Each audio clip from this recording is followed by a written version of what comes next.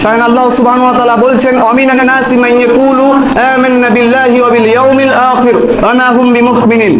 তোমাদের মধ্যে এমনও মানুষ আছে যারা বলে আমরা ঈমান এনেছি আল্লাহ এবং আখিরাতের উপর, কিন্তু তারা মুমিন নয়। আমাদের মধ্যে অনেক টুপি পরা, জুব্বা পরা, পাঞ্জাবি পরা, পাগড়ি পরা অনেক মানুষ আছে, তারা দেখলে মনে হবে না এরা ইসলামের ক্ষতি করে, কিন্তু ইসলামের হক কথা যেখানে বলতে যাবেন সেখানেই তারা আগের সর্বপ্রথম বাধা দেয়, ঠিক না? হক কথা বলতে গেলে, ইসলামের কথা বলতে গেলে, কোরআন হাদিসের কথা বলতে গেলে যে বাধা দেয়, সে যদি নিজেকে ঈমানদার দাবি করে সে মুনাফিক। আরো একটি ভালো সুবিধাজনক ভাবে আপনাদের বোঝানোর জন্য বলে দিচ্ছি, মুনাফিক হওয়ার জন্য আপনাকে মুসলমান হতে হবে। কোনো নাস্তিক মুনাফিক হতে পারে না, কোনো মুরতাদ মুনাফিক হতে পারে না, কোনো বেঈমান মুনাফিক হতে পারে না, কোনো কাফের মুনাফিক হতে পারে না। মুনাফিক হওয়ার জন্য আপনার সত্ত্বেও আপনাকে মুসলমান হতে হবে।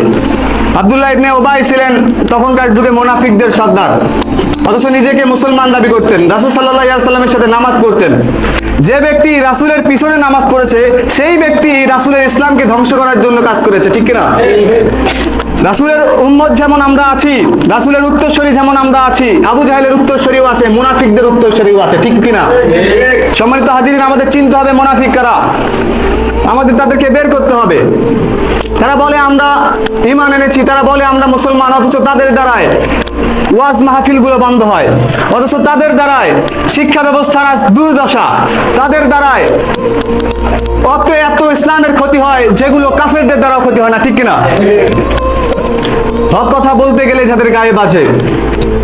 কিভাবে আপনারা নিজেকে ঈমানদার দাবি করেন অথচ কোরআন হাদিসের কথা আপনার গায়ে সহ্য হয় না? কিভাবে আপনারা নিজেদেরকে আল্লাহর বান্দা মনে করেন, রাসূল সাল্লাল্লাহু আলাইহি ওয়াসাল্লামের উম্মত মনে করেন, যেখানে আপনি কোরআনের পক্ষে থাকেন না, হাদিসের পক্ষে থাকেন না? যে ব্যক্তি কোরআনের পক্ষে থাকে না, হাদিসের পক্ষে থাকে না, ইসলামকে একটি ছোটখাটো ধর্ম মনে করে, ইসলামকে শুধুমাত্র একটি হেলা সেদ্দার ধর্ম মনে করে, আমি মনে করি সে যদি নিজেকে মুসলমান দাবি করে সে মুনাফিক ছাড়া আর কিছু নয়। সম্মানিত হাজিরিন, আজ আমরা তাকালেই দেখতে পারি বাংলাদেশের মুসলমানকে যদি দুই ভাগে ভাগ করা হয় তাহলে অর্ধেক থাকবে মুনাফিক আর অর্ধেক মুসলমান। অর্ধেক কি আর অর্ধেক মুসলমান। মুনাফিকের কিছু আলামত আমি বলবো, আগে আলোচনাটা সাজিয়ে নেই। আল্লাহ রাসূল সাল্লাল্লাহু আলাইহি ওয়াসাল্লাম